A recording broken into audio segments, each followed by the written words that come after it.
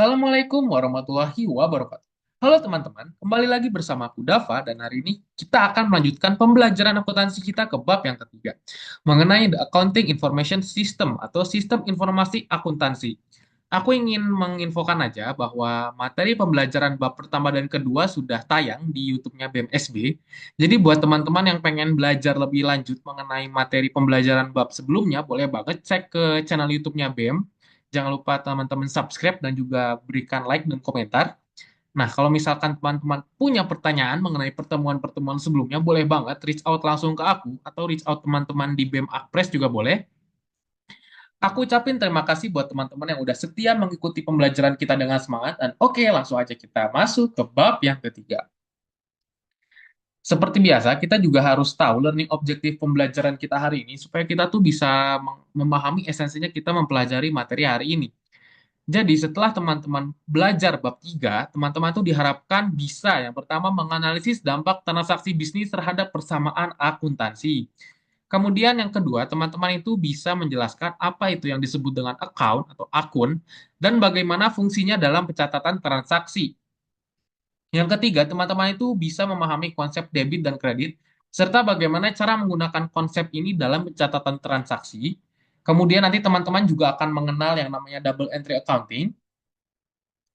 Nah, jadi intinya teman-teman itu setelah memahami bab ini, teman-teman tuh bisa tahu bagaimana empat macam financial statement, mulai dari jurnal, buku besar, neraca saldo, dan laporan laba rugi itu bekerja dalam suatu sistem akuntansi. Nah, teman-teman jadi bisa tahu bagaimana informasi yang ada dalam laporan-laporan itu digunakan untuk menyusun suatu laporan yang kredibel dan andal, begitu kira-kira. Oke, kita lanjut ke materi kita yang pertama mengenai sistem informasi akuntansi. Jadi, sistem informasi akuntansi atau SIA ini merupakan suatu sistem terpadu yang digunakan oleh suatu perusahaan untuk mengumpulkan, memproses, dan mengkomunikasikan data transaksi, teman-teman. Nah, jadi SIA ini tuh tadi terdiri dari tiga fase utama atau tiga komponen utama. Yang pertama itu data collecting atau pengumpulan data. Jadi, tentu saja setelah perusahaan itu melakukan transaksi, pasti datanya itu kan dicatat dan dikumpulkan. Kemudian ada processing atau pengolahan data. Jadi setelah data-data tersebut dicatat dan dikumpulkan, data-data tersebut itu akan diolah menggunakan serangkaian teknik data science supaya data-data mentah itu bisa diubah menjadi informasi keuangan yang berharga, teman-teman. Kemudian yang ketiga itu ada communicating atau mengkomunikasikan informasi dari laporan ini kepada para pemangku kepentingan tentunya. Nah, jadi harus teman-teman tahu bahwa SIA ini tuh punya peran yang sangat sentral dalam menjaga keakuratan laporan keuangan. Jadi SIA ini tuh membantu perusahaan dalam mengambil keputusan strategis, teman-teman. Jadi kalau misalkan teman-teman menyusun laporan yang benar, insya Allah perusahaan teman-teman tuh bisa mengambil keputusan bisnis yang tepat juga, begitu kira-kira. Oke, kita lanjut ke yang berikutnya mengenai pengertian transaksi akuntansi, teman-teman. Jadi transaksi itu merupakan suatu kejadian ekonomi yang punya dampak keuangan langsung, teman-teman. Jadi harus di notes oleh teman-teman bahwa tidak semua aktivitas perusahaan itu merupakan transaksi, sehingga tidak semua aktivitas itu harus dicatat, teman-teman. Kemudian, ini juga aku kasih contoh di sini, di slide berikutnya. Tadi kalau aku bilang tidak semua transaksi itu merupakan sorry, tidak semua kegiatan perusahaan itu merupakan kegiatan transaksi. Oleh sebab itu, tidak semua kegiatan harus dicatat. Maksudnya adalah, yang pertama nih, misalkan kita ke contoh langsung aja. Misalkan teman-teman itu membeli suatu peralatan, dalam arti misalkan komputer gitu. Kalau katakanlah teman-teman itu membeli komputer seharga $2.000 menggunakan cash, maka kan cashnya teman-teman itu akan berkurang, sementara asetnya teman-teman itu berupa peralatan akan bertambah. Nah, karena aktivitas pembelian komputer ini mempengaruhi aset dan aset berupa kas dan peralatan karena berubah, maka pembelian komputer ini harus dicatat, teman-teman. Itu dia maksudnya tadi, tidak semua aktivitas itu harus dicatat dan tidak semua aktivitas itu transaksi. Contoh keduanya, misalkan kalau teman-teman itu melakukan suatu diskusi dengan calon pembeli potensial. Nah, ini adalah merupakan contoh aktivitas yang tidak perlu dicatat, teman-teman, karena bukan merupakan transaksi yang punya dampak keuangan langsung. Kemudian contoh yang ketiga, kalau misalkan teman-teman itu bayar sewa bulanan. Katakanlah teman-teman bayar sewa gedung sebesar $1.000, maka kan kasnya teman-teman itu berkurang, sementara beban sewa teman-teman itu akan bertambah. Nah, karena transaksi ini itu mempengaruhi akun keuangan dalam suatu catatan akuntansi perusahaan, maka apabila teman-teman membayar sewa bulanan, itu harus dicatat. Jadi, transaksi yang dicatat itu adalah aktivitas yang mempengaruhi keuangan teman-teman. Kalau misalkan aktivitas tersebut tidak mempengaruhi keuangan perusahaan, maka tidak perlu dicatat. Begitu kira-kira. Oke, kita lanjut. Nah, ini dia ada yang disebut dengan persamaan akuntansi dasar. Nah, mungkin teman-teman dari pertemuan kita sebelumnya sudah tahu apa itu persamaan akuntansi dasar. Nah, di sini kita akan jelaskan kembali supaya teman-teman juga makin paham. Jadi, intinya persamaan dasar akuntansi itu kan merupakan suatu formula yang terdiri dari formula ini, teman-teman. Formula yang ada di depan layar teman-teman. Persamaan dasar akuntansi itu kan rumusnya aset sama dengan kewajiban ditambah ekuitas pemegang saham, teman-teman. Jadi, semua transaksi yang terjadi dalam perusahaan itu harus seimbang dalam lingkup persamaan ini. Jika misalkan aset perusahaan teman-teman bertambah, maka otomatis harus ada peningkatan juga, entah dalam kewajiban atau dalam ekuitas pemegang saham. Begitu kira-kira. Pun demikian sebaliknya, kalau misalkan asetnya berkurang, maka dari kewajiban ataupun ekuitas pemegang saham juga harus ada yang berkurang, teman-teman. Contoh kecilnya begini, kalau teman-teman punya perusahaan dan teman-teman itu minjam uang ke bank, maka kan kas teman-teman itu bertambah. Tetapi kewajiban teman-teman juga bertambah, teman. Kewajiban teman-teman juga bertambah, begitu kira-kira. Sebaliknya, kalau misalkan perusahaannya teman-teman itu membayar hutang, maka kewajibannya juga berkurang, asetnya juga berkurang, begitu kira-kira. Nah, kalau tadi kita sudah membahas persamaan dasar akuntansi, di bab ketiga ini ada yang istimewa nih. Kita akan membahas persamaan akuntansi yang diperluas atau di detail gitu, teman-teman. Jadi dalam sistem akuntansi yang lebih detail, persamaannya itu yang awalnya semula hanya aset sama dengan kewajiban ditambah stockholder equity atau ekuitas pemegang saham, persamaannya itu diperluas menjadi aset sama dengan kewajiban ditambah modal saham, ditambah pendapatan, dikurangi beban, dan juga dikurangi dividen, teman-teman. Jadi struktur yang baru ini tuh bisa menunjukkan kepada kita bagaimana pendapatan dan beban yang ada di suatu perusahaan tuh mempengaruhi laba bersih mereka. Selain itu, selain mempengaruhi laba bersih, pendapatan dan beban juga mempengaruhi ekuitas pemegang saham. Nah, kemudian setiap transaksi tentu saja itu akan ada efek langsungnya pada elemen-elemen ini. Misalkan kalau perusahaan memperoleh pendapatan, maka laba bersih mereka akan meningkat. Sementara kalau perusahaan itu membayar dividen, maka ekuitasnya akan berkurang, teman-teman. Karena pembagian dividen itu kan merupakan distribusi keuntungan kepada para pemegang saham, begitu kira-kira. Jadi sedikit aku rewind lagi dari pembelajaran bab kedua. Jadi kan dividen itu merupakan sebagai bentuk balas jasanya perusahaan kepada pemegang saham. Nah, jadi anggap aja dividen ini merupakan distribusi keuntungan, jadi ekuitas perusahaan teman-teman tuh berkurang. Itu sih sederhananya.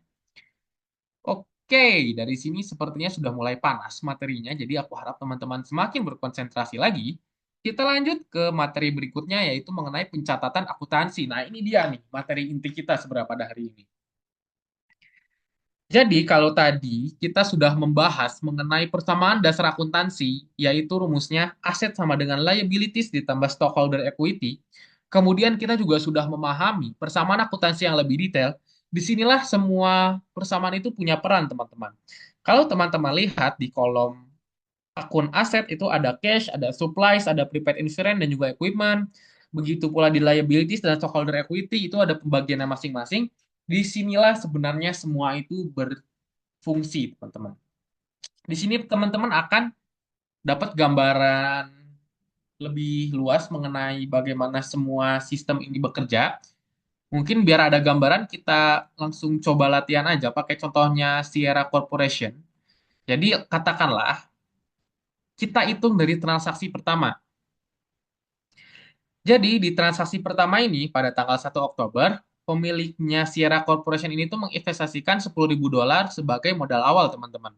Nah, modal awal ini kan berarti akan mempengaruhi dua akun. Yang pertama itu akun cash, yang kedua itu akun modal atau saham, teman-teman. Nah, kalau teman-teman lihat di sini cashnya bertambah 10.000, kemudian common stocknya juga bertambah 10.000, teman-teman. Sampai sini masih balance ya. Oh iya, jadi teman-teman juga harus lihat bahwa setiap elemen perhitungan juga nanti harus balance. Nanti teman-teman bisa teliti lebih lanjut. Nanti barangkali aku ada sedikit miskalkulasi, nanti teman-teman mungkin bisa kasih masukan, tapi insya Allah nggak akan ada, mudah-mudahan ya. Oke, kembali lagi. Kalau teman-teman, kalau misalkan tadi Sierra Corporation itu menginvestasikan 10.000 dolar sebagai modal awal, berarti kan cash mereka nambah, kolom cashnya bertambah 10.000, kolom sahamnya juga bertambah 10.000, teman-teman. Common stock, nah ini dia. Plus 10 dan plus 10, begitu. Oke, kita lanjut ke transaksi yang kedua. Misalkan pada hari yang sama, ternyata perusahaan itu meminjam 5.000 dolar dari Castle Bank dengan menandatangani surat hutang berbunga sebesar 12% selama 3 bulan. Nah, transaksi meminjam uang ini tuh akan meningkatkan akun cash sebesar 5.000 dolar karena dia dapat uang dari bank, tapi juga menambah akun utang sebesar 5.000 dolar. Karena kan kewajiban itu salah satu bentuknya adalah hutang ya. Nah, jadi perusahaan sekarang memang punya cash lebih banyak buat mendanai operasional mereka. Tapi jangan lupa mereka juga punya hutang sebagai kewajiban yang harus dibayar. Begitu teman-teman. Kalau teman-teman lihat di sini, kolom cash-nya itu bertambah 5.000 dolar, kolom liabilities atau kewajibannya juga bertambah di akun notes payable, teman-teman. Gitu. Nah, lanjut kita ke transaksi yang ketiga. Transaksi yang ketiga ini ceritanya pada tanggal 2 Oktober, Sierra Corporation ini membeli peralatan seharga 5.000 dolar secara tunai. Ingat teman-teman, secara tunai dari Superior Equipment Sales Company. Nah, karena dia bayarnya tunai, maka akun cashnya akan berkurang sebesar 5.000 dolar. Nih, teman-teman bisa lihat. Sementara di kolom aset lain berupa peralatan akan bertambah 5.000 dolar. Bagaimana teman-teman? Masih masuk akal ya? Masih mudah dipahami harusnya? Oke, mungkin biar lebih paham, kita lanjut ke transaksi yang keempat. Ini lebih bervariasi. Nah, ceritanya pada hari yang sama, perusahaan Sierra ini juga menerima uang muka sebesar 1.200 dolar dari pelanggan Airnox untuk layanan yang belum diberikan. Ingat, jadi kata kuncinya adalah layanan mereka ini belum diberikan, tapi pelanggan Airnox ini tuh sudah memberikan uang muka. Bagaimana cara nyatutnya, Dava? Jadi cara nyatutnya itu adalah yang pertama, teman-teman tambahin cashnya sebesar 1.200 sebagai uang muka dari uang muka. Tetapi teman-teman itu menambahkan 1.200 juga di unearned service revenue, teman-teman, di kolom liabilities yang ketiga nih. Teman-teman bisa lihat ada plus 1.200 di baris yang keempat. Nah, itu dia, teman-teman. Kasus keempat ini itu contoh bagaimana akuntansi mencatat pendapatan yang belum diakui sebagai kewajiban hingga pekerjaan ini selesai. Jadi intinya ini tuh si perusahaan Sierra ini punya hutang ke si Airnox. Si Airnox sudah bayar, tapi perusahaan Sierra belum melakukan jasanya. Jadi kan masih ada hutang yang harus dipenuhi, begitu kira-kira. Kita lanjut ke aktivitas transaksi yang kelima. Jadi ceritanya pada tanggal 3 Oktober, Sierra ini menerima pembayaran sebesar 10.000 dolar dari pelanggannya untuk jasa yang telah diberikan. Mencatatnya mudah banget, teman-teman. Kalau pendapatan, jadi kan tadi ceritanya dia dapat pendapatan. Otomatis cashnya si perusahaan Sierra ini akan bertambah sebesar 10.000 dolar, teman-teman. Kemudian, karena dia berupa pendapatan jasa, berarti kalau pendapatan itu harus masuk pencatatan kolom revenue, teman-teman. Oleh karena itu, kenapa di sini revenue-nya juga ditambah 10.000 dolar. Jadi, apa perhitungan di transaksi yang kelima juga masih balance, teman-teman. Begitu kira-kira. Apakah masih mudah dipahami ya, teman-teman? Jadi, aku ulang lagi, kalau misalkan si perusahaan Sierra ini dapat pendapatan jasa 10.000 dolar, cashnya itu kan nambah 10.000 dolar, dan juga revenue-nya nambah 10.000 dolar, teman-teman. Itu kira-kira. Oke, kita ke transaksi yang keenam. Ini ceritanya perusahaan Sierra ini pada tanggal 3 Oktober bayar sewa kantor sebesar 900 dolar untuk di bulan Oktober. Nah, karena dia bayar sewa, otomatis kan uang cashnya berkurang. Sementara beban sewanya bertambah, teman-teman. Nah, jadi di sini uang cashnya, kalau teman-teman lihat di kolom aset itu minus 900, sementara expenditure-nya juga minus 900, teman-teman. Tapi kok ini minus sih, dah? Nah, kenapa nggak nambah gitu? Nah, nanti teman-teman akan belajar di sistem debit dan kredit, kolom apa saja yang dia akan bertambah di debit, tapi dia akan berkurang di kredit, begitu pula sebaliknya. Begitu begitu teman-teman. Tapi intinya teman-teman di sini harus memahami dulu bagaimana teman-teman itu bisa mengklasifikasikan account terhadap suatu transaksi, teman-teman. Jadi tadi teman-teman sudah belajar 6 contoh transaksi yang ternyata pencatatannya tuh beda-beda, teman-teman. Jadi teman-teman harus, saran dari aku, teman-teman harus banyak berlatih dan membaca, karena kalau ini mungkin aku tidak bisa ngejelasin secara lebih dalam, karena ini sistemnya hafalan dan juga pengalaman. Jadi teman-teman harus banyak latihan dan harus banyak membaca biar teman-teman tuh bisa mahir dalam mengklasifikasikan jenis-jenis akun tertentu dalam suatu transaksi. Begitu kira-kira. Kita masuk ke transaksi yang ketujuh. Ceritanya pada tanggal 4 ini si perusahaan Sierra membayar $600 buat polis asuransi selama 1 tahun. Nah, asuransi ini dicatatnya itu sebagai prepaid insurance. Jadi teman-teman bisa perhatikan di sini kolom prepaid insurance-nya mereka itu bertambah 600, sementara cash-nya itu berkurang 600, jadi masih balance ya. Kemudian lanjut kita ke transaksi ke-8. Pada tanggal 5, ceritanya Sierra Corporation ini tuh membeli persediaan sebesar $2.500 secara kredit dari Euro Supply. Karena dia itu bayarnya secara kredit, maka otomatis supply-nya bertambah, nilai asetnya bertambah, tetapi kewajibannya juga bertambah, hutangnya bertambah, teman-teman. Berarti dia nanti suatu hari harus melunasi $2.500 ini kepada si Euro Supply gitu. Nah, kita lanjut ke transaksi yang ke-9. Mungkin ini tidak ditampilkan, makanya aku jelasin aja. Jadi ceritanya pada tanggal 9 Oktober ini Sierra itu kan merekrut 4 karyawan baru. Nah, otomatis kalau teman-teman itu membayar gaji, maka kan cash-nya itu akan berkurang, teman-teman. Nah, kemudian kalau misalkan teman-teman membayar dividen, itu tuh akan mengurangi ekuitas, teman-teman. Nah, nanti teman-teman juga akan aku jelasin lebih lanjut lagi nih. Mungkin selanjutnya ada. Sorry, sebentar. Nah, ini dia yang aku maksud, teman-teman. Nah, kalau tadi misalkan kita mulai dari yang gaji karyawan dulu ya. Kalau misalkan tadi Sierra Corporation katakanlah dia itu membayar $4.000 untuk gaji karyawan pada tanggal 26 Oktober. Otomatis cash-nya itu kan berkurang karena mereka mengeluarkan sejumlah uang untuk membayar gaji. Nah, gaji ini kan bentuknya pengeluaran. Pengeluaran itu expenditure. Expenditure-nya juga harus dikurangi 4.000 begitu, teman-teman. Kemudian tadi kasus yang kedua itu kan kalau misalkan si Sierra Corporation ini membayar dividen. Caranya juga sama, teman-teman. Teman-teman tinggal kurangnya di kolom cash. Kemudian teman-teman lihat stockholder equity yang termasuk dividen itu apa? Ya dividen. Di sini ada account khusus dividen di tabel ini. Jadi teman-teman bisa lihat ini sebelahnya expenditure ada dividen.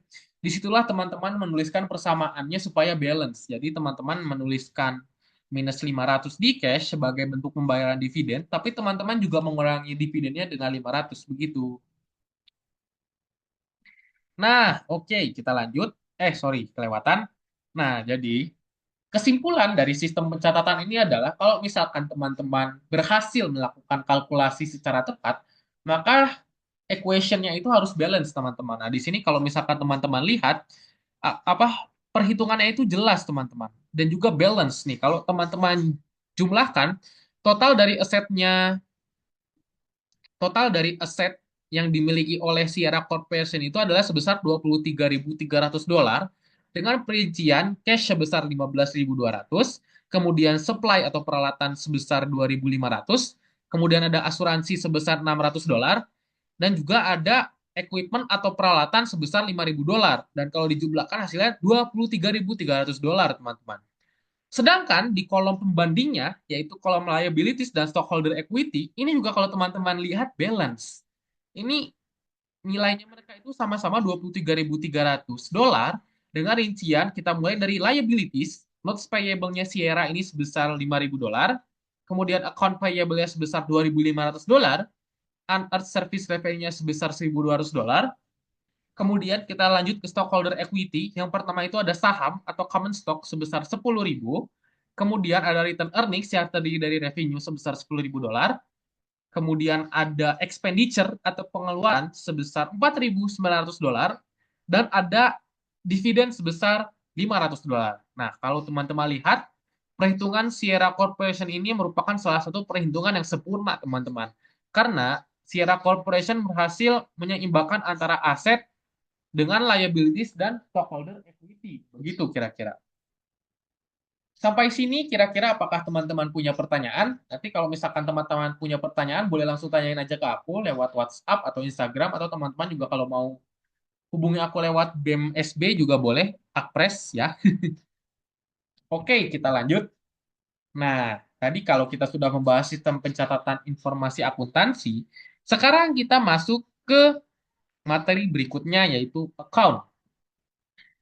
Jadi, account, kalau tadi teman-teman sudah ada yang mendengar account asset itu ada cash, kemudian ada peralatan, kemudian ada perlengkapan dan lain-lain, kemudian liability itu ada hutang, kemudian expenditure apa sorry, kemudian stockholder equity itu ada common stock, kemudian ada return earning seperti expenditure, revenue, dan juga dividen. Nah, itu tuh sebenarnya yang disebut dengan account, teman-teman.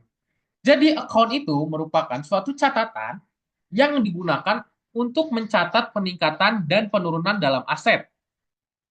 Tidak hanya aset, account ini juga digunakan dalam menghitung kewajiban, ekuitas tadi, dan juga ada pendapatan dan beban perusahaan, teman-teman, secara garis besar. Setiap account itu, teman-teman harus tahu, ada yang namanya debit, ada yang namanya kredit, teman-teman. Nah, jadi kolom debit itu ada di sebelah kiri, sementara kolom kredit ini ada di sebelah kanan, teman-teman. Kemudian, account dalam akuntansi menggunakan sistem pencatatan double entry accounting. Berarti kalau teman-teman menggunakan sistem pencatatan double entry ini, setiap transaksi harus dicatat setidaknya dua akun untuk menjaga balance dalam persamaannya. Sebagai contoh, kalau misalkan perusahaan membeli peralatan secara tunai, maka akun peralatan atau aset akan ditambah, sementara akun kasnya akan berkurang, teman-teman. Begitu kira-kira. Karena si perusahaan itu menggunakan uang buat beli barang gitu. Apakah teman-teman dapat gambaran? Nah, semoga teman-teman bisa paham sistemnya debit dan kredit ini karena ini akan kita manfaatkan terus sampai nanti-nanti, sampai bab-bab selanjutnya. Mungkin biar teman-teman lebih paham, kita masuk dulu ke penjelasan mengenai double entry system. Jadi double entry system ini memastikan bahwa setiap transaksi itu setidaknya mempengaruhi dua akun supaya tetap balance. Karena kalau teman-teman cuma catat satu account, ya otomatis salah satu account itu ada yang tidak balance, teman-teman. Prinsip yang teman-teman harus tahu sebenarnya cuma dua. Yang pertama, setiap transaksi harus ada debit dan kreditnya. Kemudian, kalau di akhir perhitungan, teman-teman itu harus memiliki total debit yang sama dengan total kredit, teman-teman. Jadi, kalau misalkan total debit dan kreditnya beda, berarti akuntansinya teman-teman nggak balance gitu. Contoh, misalkan, perusahaan Sierra tadi mendapatkan pendapatan dari konsumennya. Nah, berarti cash-nya itu ditambah, misalkan katakanlah, tadi aku lupa nominal berapa, katakanlah $5.000 lah ya. Misalkan Sierra Corporation itu dapat pendapatan sebesar $5.000. Berarti aset mereka berupa kas itu bertambah, kemudian pendapatannya juga bertambah, tapi dicatat secara kredit. Nah, nanti teman-teman itu akan mempelajari kira-kira akun apa aja yang dicatat, ditambahkan di kolom debit dan dikurangi di kolom kredit, begitu pula sebaliknya. Nah, sistem double entry ini tuh kelebihannya, setiap pencatatan itu tuh bisa diminimalisasi kekeliruannya, teman-teman. Jadi, teman-teman kalau menggunakan double entry system ini bisa lebih teliti dan juga bisa meminimalisasi kesalahannya. Jadi, setiap transaksi itu bisa diperiksa keseimbangan. Itu sih, teman-teman, intinya. Sorry, kita ke materi berikutnya tentang ekuitas pemegang saham.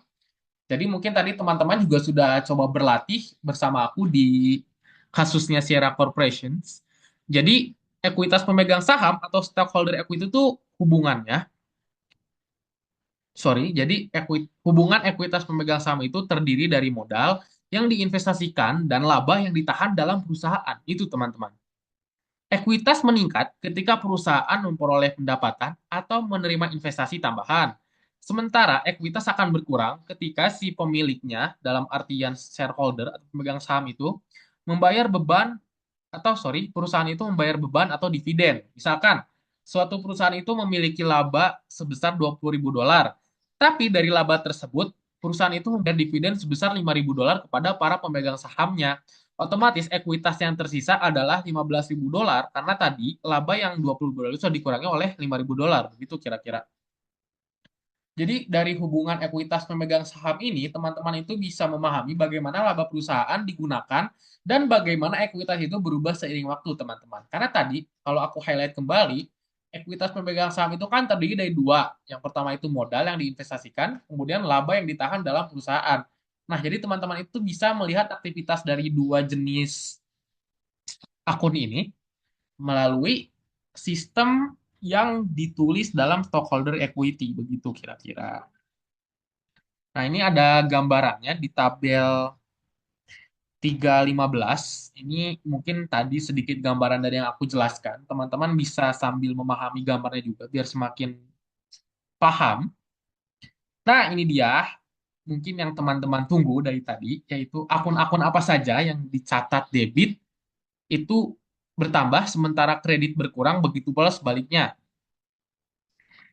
Jadi, intinya, setiap akun itu memiliki aturan debit dan kredit yang berbeda, teman-teman. Di sini ada mulai dari akun aset dan liabilities, kemudian ada juga stockholder equity yang terdiri dari common stock, ada retained earnings, ada dividends, ada revenue dan expense. Mungkin teman-teman kalau menghafal berbagai macam akun ini akan sedikit kesulitan, teman-teman. Karena jujur aku juga terkadang suka keliru dalam menghitung. Kalau misalkan aku nggak sambil hafal-hafalin lagi. Tapi aku punya cara cepat buat teman-teman menghafalnya. Jadi teman-teman itu cukup hafalkan tiga akun yang dia bertambah secara debit. Jadi tiga akun yang bertambah secara debit itu yang pertama ada aset, yang kedua itu ada dividends, yang ketiga itu ada expense. Aset dividend expense, kalau disingkat AD, aset dividend expense. Nah, jadi akun AD ini merupakan akun yang bertambah secara debit, teman-teman. Itu aja, cukup hafalin itu. Karena sistem akuntansi itu kan kalau misalkan satu sisi di debit, berarti sisi yang lainnya juga harus dikredit dengan sistem kalkulasi yang berlawanan. Misalkan kalau satu akun itu dijumlahkan secara debit, berarti akun tersebut akan dikurangi secara kredit. Begitu pula sebaliknya. Kalau satu akun dikurangi secara debit, berarti akun tersebut akan dijumlahkan secara debit, teman-teman. Gitu kira-kira. Nah, oke. Nah, tadi juga harus teman-teman ingat bahwa setiap ada debit pasti ada kredit supaya akuntansinya balance. Nah, ini ada pertanyaan review, teman-teman. Jadi, kalau dari pertanyaan review yang ini, debit akan meningkatkan aset dan menurunkan kewajiban. Itu dia prinsip utamanya. Sehingga jawaban yang benar itu C, teman-teman. Debit itu akan meningkatkan asetnya dan menurunkan kewajibannya. Begitu kira-kira. Nah, ini dia tadi review mengenai akun yang dijumlahkan secara debit. Ini kalau tadi teman-teman mengikuti trik cepat aku, ada tiga akun, AD singkatannya. Yang pertama itu ada assets, A. Yang kedua itu ada dividends, D. Yang ketiga itu ada expenditure atau E. Jadi akun AD ini, kembali lagi aku ingatkan, merupakan akun yang berjumlah di debit, begitu kira-kira. Berarti dia berkurang di kredit. Itu teman-teman. Nah, kita akan memasuki materi berikutnya mengenai proses pencatatan dalam akuntansi, teman-teman.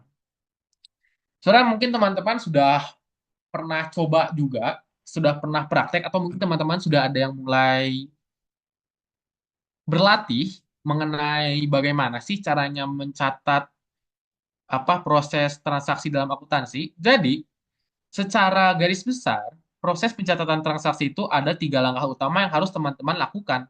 Yang pertama, teman-teman itu harus analisis dulu transaksi berdasarkan dokumen-dokumen sumbernya, apakah itu dari faktur pembelian, atau kwitansi, dan lain-lain sebagainya.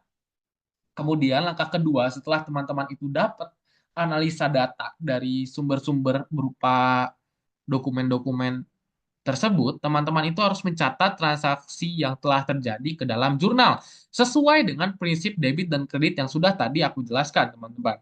Nah, setelah itu, teman-teman memindahkan entry dari jurnal ini ke dalam buku besar untuk mengelompokkan transaksi-transaksi yang telah terjadi berdasarkan akun masing-masing.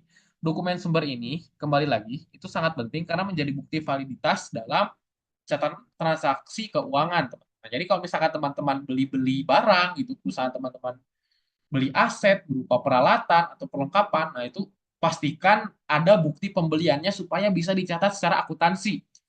Dan kalau teman-teman punya bukti pembeliannya, berarti proses transaksi tersebut tuh valid dan kuat secara hukum gitu kira-kira. Oke, kita ke slide berikutnya mengenai jurnal akuntansi. Jadi jurnal itu merupakan buku catatan utama yang menjadi tempat semua transaksi dicatat teman-teman secara kronologis. Jadi setiap entry jurnal itu mencakup beberapa aspek. Yang pertama itu ada tanggal, kemudian ada akun yang didebit dan dikredit, kemudian ada jumlah yang ditransaksikan teman-teman. Nah, contoh entry jurnal itu misalkan begini, mungkin aku nggak bisa menggambarkan lewat coret-coretan karena keterbatasan alat. Nah, tapi aku coba jelaskan secara sederhana aja. Misalkan contoh entry-nya tuh teman-teman pada tanggal 1 Oktober, pemiliknya perusahaan Sierra, kita pakai kasus yang tadi aja, menginvestasikan $10.000 ke dalam perusahaan sebagai modal. Berarti yang didebit itu adalah kas sebesar 10.000. Kas itu kan aset tadi. Aset itu adalah akun yang bertambah di debit, sorry. Kemudian, karena tadi kalau ada debit berarti harus ada kredit. Kalau dia modal berarti dia itu masuknya saham, teman-teman. Berarti teman-teman itu masukkan kredit berupa modal saham sebenarnya $10.000 juga. $10.000 juga begitu kira-kira. Ini dia ada beberapa kontribusi dari jurnal. Yang pertama jurnal itu tuh bisa memetakan secara rinci transaksi apa aja yang terjadi. Kemudian jurnal juga menyediakan bukti-bukti secara kronologikal. Kemudian apa pencatatan jurnal juga membantu teman-teman untuk mencegah dari error. Karena debit dan kredit itu tuh bisa dengan mudah dibandingkan, tetapi bisa dengan mudah juga termanipulasi gitu. Jadi kalau teman-teman menggunakan jurnal ini, harapannya setiap ada transaksi dan ada pencatatan itu bisa dicatat secara benar dan tidak terjadi error. Intinya sih itu teman-teman. Jadi teman-teman harus bisa menulis jurnal dengan baik karena nanti ini juga merupakan salah satu learning objektif kita ya. Nah, masuk ke materi berikutnya mengenai jurnal. Nah, tadi kita udah bicara banyak tentang jurnal nih teman-teman. Kita juga tadi udah coba menghitung apa aktivitas transaksi dari Sierra Corporation. Nah, jurnal itu apa sih kira-kira? Nah, jadi kalau misalkan teman-teman pahami, jurnal itu tuh sepertinya sebagai buku pencatatan utama dalam akuntansi di mana semua transaksi itu dicatat secara kronologis, teman-teman. Ingat, kata kuncinya adalah kronologis. Jadi kalau teman-teman menyusun suatu jurnal, teman-teman harus menyusunnya itu berdasarkan chronological order. Jadi dari waktu ke waktu itu tidak boleh ada yang saling acak gitu. Jadi harus satu urutan begitu, teman-teman. Nah, jurnal ini punya tiga fungsi utama kalau menurut aku. Yang pertama itu jurnal itu tentu saja dia itu bisa menyediakan catatan yang sangat lengkap dan sangat sistematis, rapih mengenai transaksi keuangan yang terjadi. Kemudian, fungsi jurnal yang kedua itu memastikan keseimbangan antara debit dan kredit, karena ya suatu perusahaan pasti pengen debit dan kreditnya itu seimbang, supaya arus keuangan mereka tetap sehat begitu. Kemudian jurnal juga bisa membantu dalam mengidentifikasi dan mengoreksi kesalahan dalam pencatatan. Nah, jadi kalau misalkan teman-teman ada miskalkulasi, itu kan biasanya kalau terjadi salah hitung berarti nanti debit dan kreditnya akan tidak balance. Nah, dari situ bisa ketahuan. Nah, sedikit informasi aja buat teman-teman. Jadi, kalau teman-teman melakukan entry journal itu, setiap entry yang teman-teman masukkan tuh biasanya terdiri dari tanggal, kemudian ada nama akun yang terpengaruh, dan juga jumlah debit dan kredit, serta biasanya ada deskripsi. Misalkan kalau kita ambil contoh dari kasusnya Sierra Corporation, kalau tadi pada tanggal 1 Oktober, Sierra Corporation itu menerima modal awal sebesar $10.000. Berarti kalau dia menerima modal awal, yang akan kita debit adalah cash sebesar $10.000 karena cash itu termasuk dalam aset dan aset itu merupakan tiga elemen yang tadi bertambah di debit dari ADE. AD ada aset, ada dividends, dan juga ada expenditure, pengeluaran atau beban, dan lain-lain. Nah, tadi kalau misalkan kita lanjut ke kasusnya Sierra Corporation, kalau misalkan dia menerima cash sebesar $10.000, berarti di sisi kreditnya itu biar balance, kita harus tuliskan modal saham sebesar $10.000 juga. Jadi antara kolom debit dan kredit akan sama-sama balance. Nah, mungkin biar teman-teman akan dapat gambaran lebih dalam, ini ada contohnya sebentar. Nah, ini dia teman-teman. Contoh dari kasus yang tadi kita bicarakan. Ini ada tanggal 1 Oktober yang tadi Sierra Corporation itu mendapatkan modal awal dari pemiliknya sebesar $10.000. Jadi kalau teman-teman bisa perhatikan di sini dia itu melakukan debit terhadap akun cash, sementara melakukan kredit terhadap akun common stock atau modal saham begitu teman-teman. Ini juga masih, ini kalau misalkan teman-teman lihat di kotak yang berwarna biru muda ini, ada persamaan dasar akuntansi. Nah, sebenarnya beginilah cara teman-teman memastikan suatu transaksi itu balance atau enggak. Jadi berdasarkan persamaan dasar akuntansi, teman-teman itu bisa lihat apakah debit dan kredit itu bisa balance dari akun-akun yang terpengaruh. Misalkan kalau di sini ada akun cash dan juga akun common stock. Nah, kita akan coba lagi, mungkin nanti teman-teman akan mendapatkan gambaran lebih dalam. Nah, ini kita kasus yang kedua. Ceritanya di sini Sierra Corporation itu meminjam $5.000 dari bank dengan catatan utang, teman-teman. Nah, kalau di sini bisa teman-teman lihat di kotak yang biru ini juga, asetnya itu kan bertambah sebesar $5.000 karena dia minjem uang, berarti dia dapat uang cash, teman-teman. Sementara di kolom kreditnya, kita juga harus tambahkan notes payable atau kewajiban hutang sebesar $5.000 supaya transaksinya tetap balance. Apakah terbayang? Mungkin akan ada satu contoh lagi biar teman-teman semakin ada gambaran bagaimana kita mencatat debit dan kredit. Nah, intinya teman-teman, kalau misalkan melakukan pencatatan ini, teman-teman ingat aja tadi rumus yang aku udah sampaikan mengenai akun AD, aset, dividen, dan expenditure. Ini tuh yang bertambah di debit. Teman-teman cukup ingat itu aja. Nanti tuh teman-teman bisa mengembangkan jenis-jenis akunnya lagi sendiri. Jadi nanti teman-teman bisa explore lagi lebih lanjut. Nah, kita lanjut lagi ke kasus Sierra Corporation. Jadi pada tanggal 2 Oktober, besokannya si Sierra Corporation ini tuh membeli peralatan sebesar $5.000, teman-teman. Nah, tadi kan ceritanya si Sierra itu beli peralatan. Berarti di kolom debit kita harus tambahkan aset dari akun equipment. Equipment itu kan maksudnya aset, teman-teman. Kita masukkan $5.000 debit. Nah, cashnya. Karena dia beli peralatan secara cash atau tunai, berarti cashnya berkurang sebesar $5.000. Sangat mudah bukan teman-teman? Jadi intinya harus setiap ada debit harus ada kredit, begitu aja prinsipnya. Kita akan belajar buku besar habis ini. Nah, jadi ini ada sedikit sedikit penggambaran mengenai bagaimana suatu perusahaan itu biasanya mengkomparasikan berbagai macam grup dari account yang di yang ada di dalam suatu pencatatan transaksi. Nah, misalkan kalau teman-teman lihat yang kolom warna hijau ini kan aset, kolom warna oranye ini kan liability atau kewajiban, sementara yang warna biru ini stockholder equity. Nah, ini tuh masih dalam ruang lingkup persamaan dasar akuntansi. Nah, makanya teman-teman harus selalu ingat persamaan dasar akuntansi, jangan sampai lupa. Karena kalau lupa, waduh, bahaya banget teman-teman. Oke, ini mungkin ada gambaran lebih lanjutnya lagi. Jadi sekarang kita masuk ke materi charts of account. Jadi charts of account ini merupakan daftar akun yang digunakan oleh perusahaan untuk mencatat transaksi, teman-teman.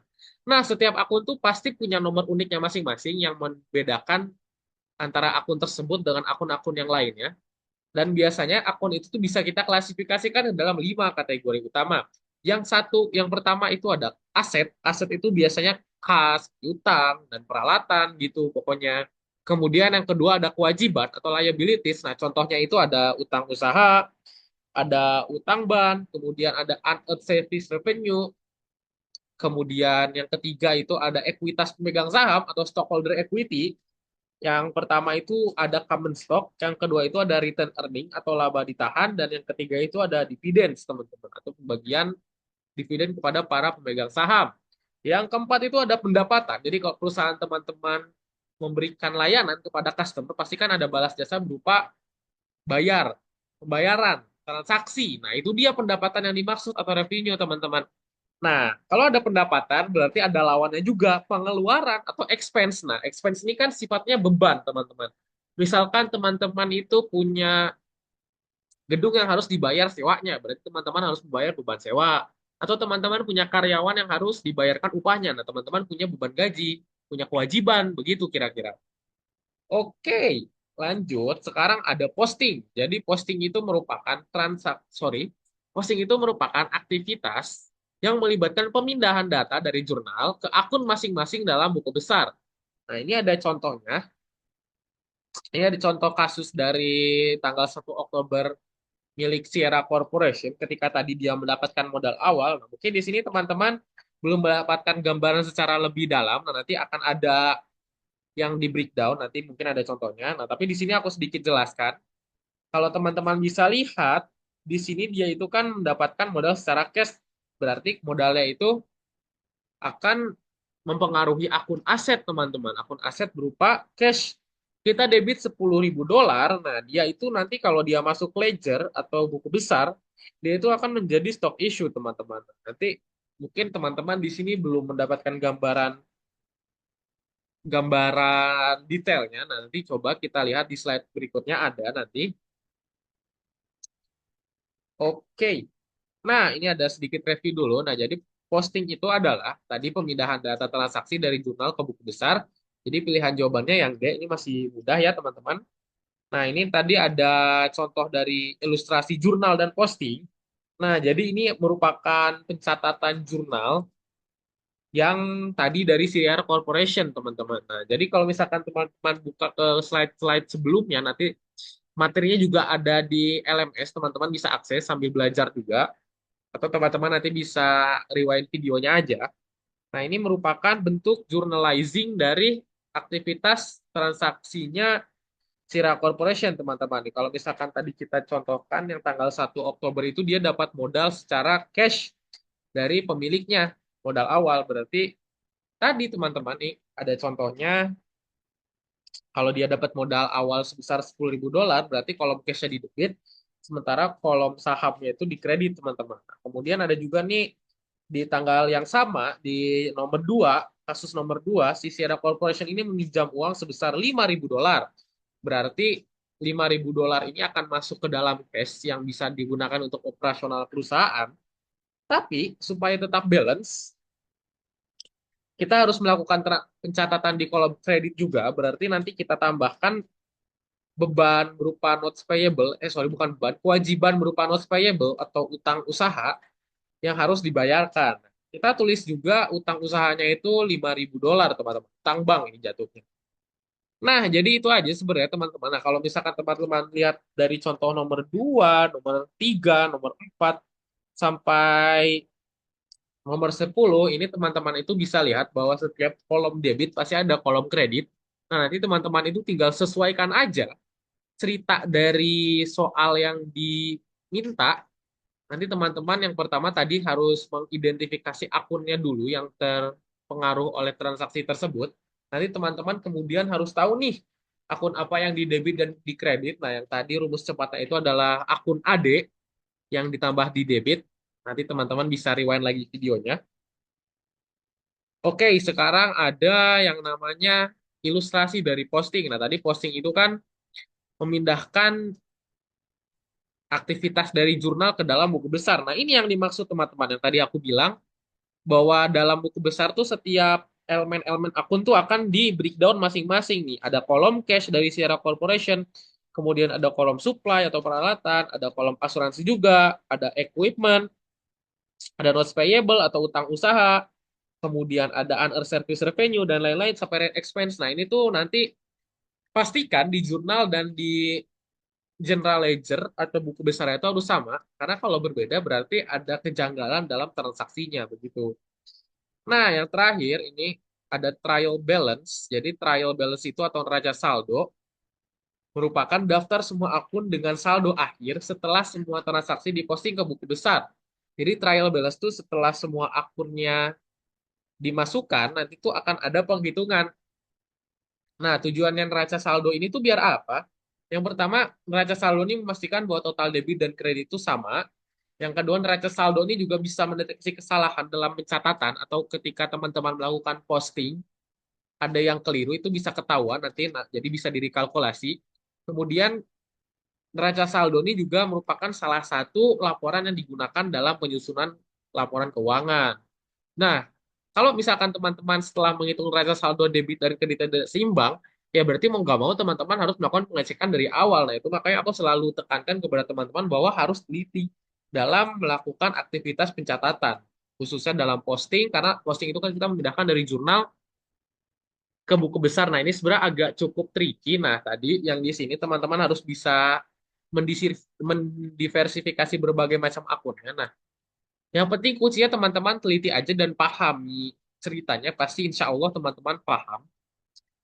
Nah, jangan lupa teman-teman juga harus ingat terus tadi rumus AD atau akun yang bertambah di debit, itu rumus jitu banget, akan kepake terus. Nah, intinya itu teman-teman. Oke, ini kita lanjut. Ini ada contohnya trial balance. Nah, jadi trial balance ini atau neraca saldo merupakan daftar akun perusahaan serta saldo akhirnya. Nah, ini ada saldo akhirnya itu sebesar $28.700. Nah, neraca saldo ini digunakan tadi yang sudah aku ceritakan supaya debit dan kredit itu tetap seimbang. Kalau ada ketidakseimbangan berarti ada kesalahan. Nah, struktur neraca saldo itu kalau teman-teman lihat di sini ada tiga kolom utama. Yang pertama tuh di kolom paling kiri ada nama akun. Itu tuh ada tentu saja ada daftar-daftar akun yang digunakan dalam sistem catatan. Misalkan kalau di contohnya Sierra Corporation ini ada kas, ada peralatan, ada piutang, kemudian ada asuransi, ada utang usaha hingga rent expense. Di kolom paling kiri ada nama akun. Kemudian ada kolom debit, saldo debit menunjukkan saldo akhir akun-akun yang memiliki saldo normal di sisi debit. Nah, ini dia. Akun AD, aset, dividen, dan expenditure atau beban, teman-teman. Kemudian yang ketiga, kalau ada debit berarti ada kredit. Nah, jadi kolom kredit itu menunjukkan saldo akhir akun-akun yang punya saldo normal di sisi kredit.